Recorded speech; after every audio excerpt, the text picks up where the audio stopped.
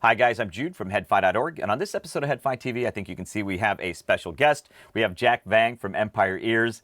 Jack, good to see you, man. Likewise, man. Yeah, I miss you. We haven't seen each other in quite some time, obviously, with everything that's going on, so it's nice to have you here. I'm actually really excited about today's meeting because we've been waiting for this one. You're introducing something new today. Let's get right to it, man. What are you guys talking about? I think everybody that knows Empire Ears knows, but let's talk about it. So today we're launching two new models, Odin and Hero. Hero is completely flew underneath the radar, but I want to focus on Odin a little bit first. All right. This IEM has been in development since 2017. We showed it.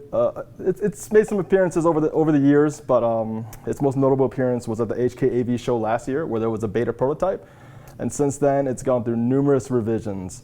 But I'm happy to say it's here. It's finally here. We're finished it. We're happy with it.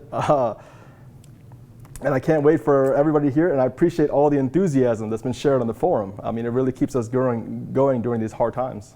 Yeah, I would say that the Empire Ears fans in the community, I think this is probably maybe the most anticipation I've seen for a model. I think because it's been so long in development. I mean, it has been a while, and so when that happens, you know, you worry maybe that it's going to be, is it going to be worth the wait? And I have to say, I think you guys did a fantastic job with this one. So congratulations. I think it's going to go over really well, even with all the buildup. So let's start with the drivers that are in the Odin. So let's talk about what's in it and kind of what the design goals were.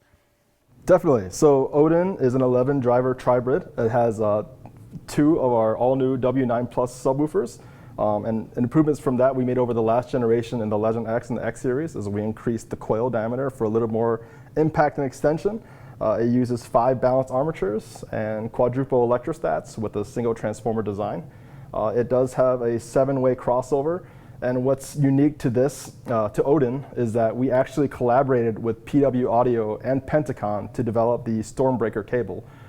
So it features the Valk nut on the Y split as well. It's kind of hard to see, but yeah. and Valk nut on the faceplate as well. So it's a lot of little touches that we previously haven't done for other IEMs before, but this IEM is really special to us, and we really wanted to do the best that we absolutely could for our clientele. Yeah.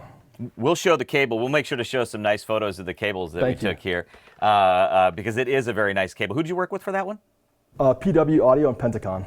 Okay. Oh, roger that. So you worked with both of those guys. Yeah. All right. Cool. So you mentioned the W9. What do you call that drive? W9 Plus. The W9 Plus. Yep. And you made some changes to it. You mentioned the Legend X. I do want to mention, for me, the Legend X, nice sounding in ear. Probably the bass might be a little bit too high for me, right? Too impactful for me. This is not, emphasis-wise, and I'm going from recollection. I don't remember. I remember the Legend X as more bassy for sure to my ears than the Odin. Am I remembering correctly? 100%. I mean, with Legend X, we definitely wanted to make a statement that IEMs could be bassy, but not in a way where it was overly bloated, but still with impact and some coherence. So Legend X for sure still remains our bass king in the lineup. Right. Odin is definitely less impactful, but more extension and definitely more balance among the spectrum. Yeah, extension is you have a bass extension for days with this one, but I like the control. I like the where the level that you have it at with this. So I would call this like, I don't even know that I would call it bass. It has really nice bass presence, but I don't know that I would call it bassy. It has good presence. It has good impact. Fantastic extension. I would say it's kind of reference bassy. You know what I mean? Like it's definitely, but it's still a reference piece overall. I want to talk about the treble. So this is your second. Is this your second piece or third piece with the electrostatic tweeters? This is our third piece. So it was Valkyrie, Wraith. Oh, that's right. The Valkyrie. Odin. Okay. Yep. I was going to say with the Wraith, because that's the one where you use that's the one that I've spent more time with, where you've used the electrostatic tweeters before. I actually find that on the Odin, it actually has more, like to my ears, more, and I have heard the Wraith recently. it has more treble energy to my ears than the Wraith. Like, I'm hearing more treble presence, but it's also smoother. You know what I mean? Like, the sound is smoother up top, but there's more there. I kind of find its overall signature to be more treble energy, but still more overall smooth than the Wraith. I'm not sure if that's for anybody that's heard the Wraith. I'm not sure if that's going to mean anything to them, but that's how I describe it. So, no, you're 100% correct, and I appreciate you noticing that, because the electrostats are very sensitive. So the Wraith used quad electrostats, just like the Odin, but it was on a dual transformer setup. With Odin, we went on a single transformer setup, and our goal for that was to have as much treble presence as possible while not being as peaky as Wraith was. And we found that to be probably our biggest challenge, alongside incorporating it with the W9 Plus. Right. Well, I think you did a nice job. Honestly, the way you guys have been good at that, getting the integration so that the timbre seems, like it's all of one, right? It's like a single. So I think you guys do a nice job with that. Thank you. And here, I think for anybody that's curious, kind of like the overall signature of Odin, I would certainly call it more reference than Legend X.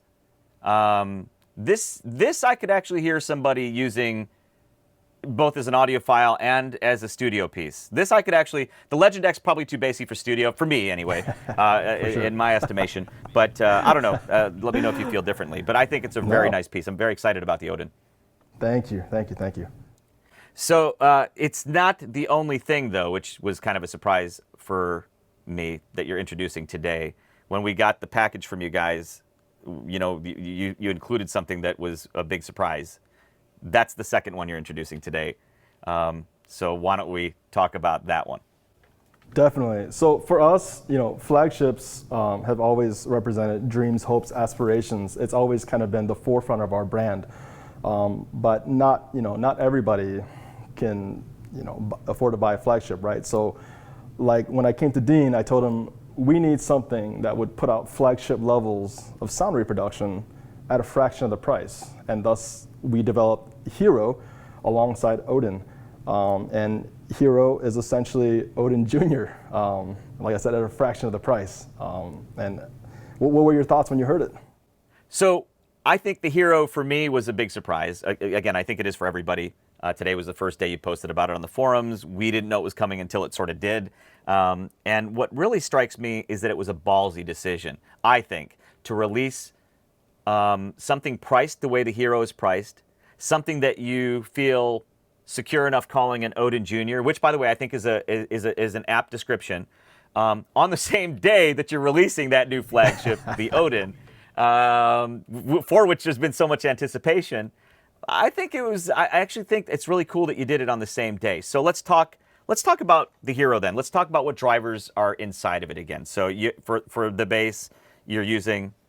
So for the bass, we're using a W9 Plus single as opposed to a dual. And this should really showcase how far the W9 driver has come by just using a single. It still has the impact, it still has the extension. So it's a significant improvement over the last design.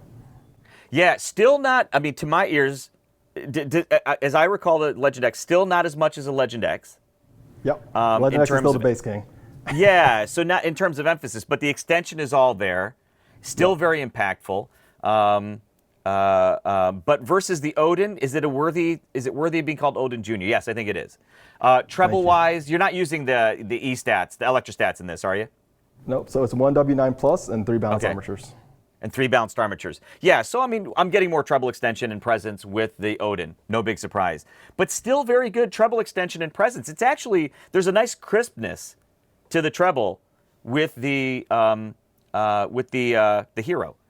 So it still has a nice crisp treble and nice air. Again, I still think for the price you're charging for it, I'm actually surprised you're doing this on the same day as your flagship.